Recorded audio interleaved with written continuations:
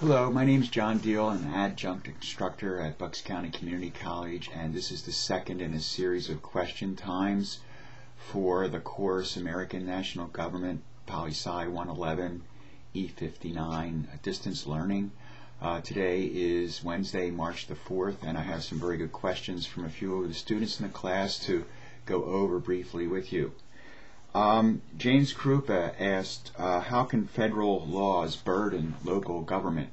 And much of the burden on the local government comes from what we call unfunded federal mandates. Aid to the state and local governments comes with strings attached. And sometimes there is something that the state and local government is told to do without any funding whatsoever. So you have unfunded mandates and you have underfunded federal mandates. The National Governors Conference comes out every 6 months and issues a resolution that they feel that this is really a bad idea. Obviously, they don't like being told what to do without getting money to do it. This has been an issue with Interstate 80 in northern Pennsylvania. Governor Rendell wanted to place a toll on the highway to help build infrastructure, particularly new bridges and repairing old bridges. And he was told by the Department of Transportation, the National Department of Transportation, this would not be permitted under the highway funding that Pennsylvania does get from the federal government for interstate highways. There's an example of how the federal government can tell the states what to do. In this case, Congress passed the law, and then the Department of Transportation implements the law without the President or Congress necessarily knowing what's going on a day-to-day basis. So there are a couple of examples of how the federal government can tell state and local governments what to do. There is a provision that if there's going to be an unfunded mandate over $58 million, it has to be approved by a majority vote of Congress. And that's only been done twice where it's been over $58 million. So I suppose there is some thought at least being given to the unfairness of the situation. Some examples of unfunded mandates are Help America Vote Act, the HAVA Act, which we studied the other week. Also, No Child Left Behind is a good example. Americans with Disabilities Act, they will require that certain things be done by the state without giving money to do those items. Anytime the state or local government gets money, there are strings attached. And sometimes they don't even get the money. So I hope that answers a little bit of James' questions about how the federal government can tell the state and local governments what to do. Josh Minich asked about what the Civil Rights Act of 1957 did, and basically it set up the United States Civil Service Commission. The Civil Service Commission is to research, report upon, and make recommendations about any civil rights issues in the nation at large. It has been reconstituted 6 or 7 times. It's been renewed by federal laws over and over again. It was first announced by President Eisenhower, who felt that it was necessary to address the civil rights problems in a systematic, long-term, nationwide way. Otherwise, he felt that nothing would be done about it. Then Senator Lyndon Johnson also felt that this commission would be able to come up with some kind of recommendations that reasonable men would agree were necessary to help with the civil rights situation.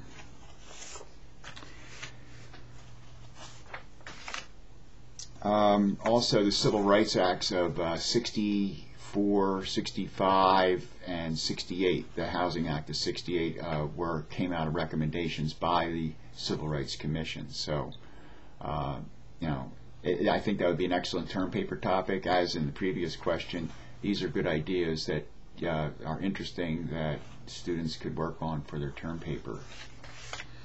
Mr. Krupa also asked another good question.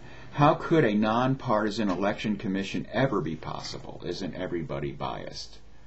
Well, if you take a look at the presidential elections and take a look at the debates, the commission that sets up the presidential debates is not nonpartisan. It is bipartisan. It has a certain number of Democrats in it and Republicans, and each has the same amount of votes. And the criteria for getting onto the debate is that one be able to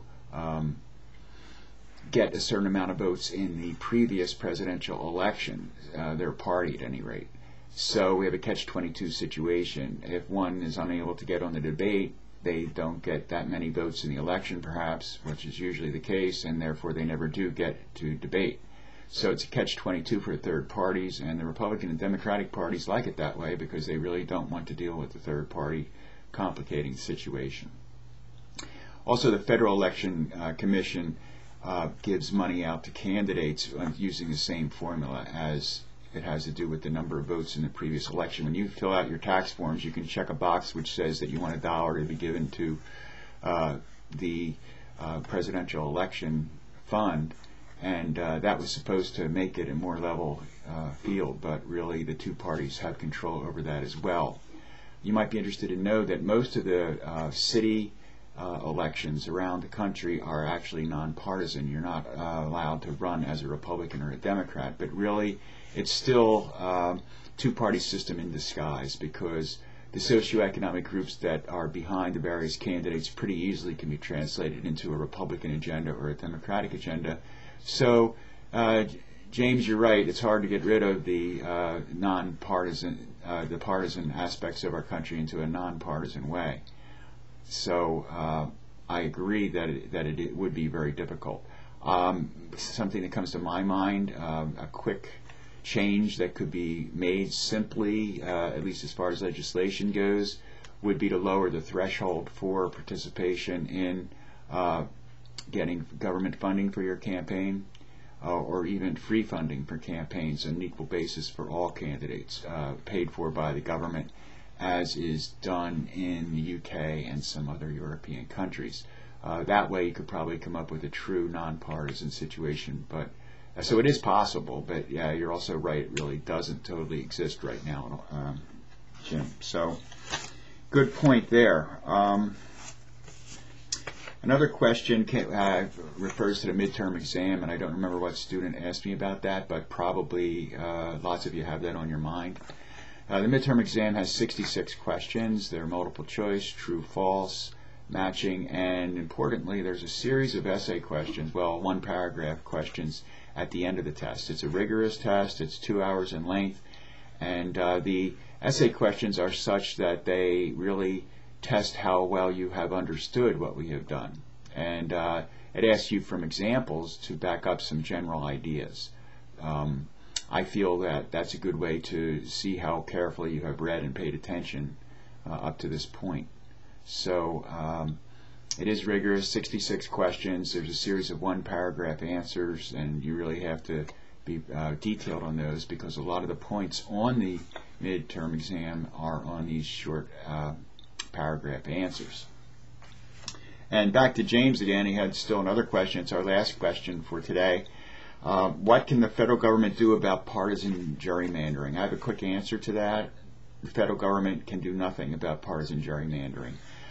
There was a Supreme Court case, Veith versus Jubileer, which had to do with the Pennsylvania situation, which said that partisan gerrymandering to try to have a particular party win in various districts, is non-justiciable, which is hard to say, but what it means is that it doesn't have basis for going to court. The Supreme Court has ruled out any kind of jurisdiction in handling partisan gerrymandering cases. They will handle racial or ethnic or minority gerrymandering cases, but where there is a strict scrutiny.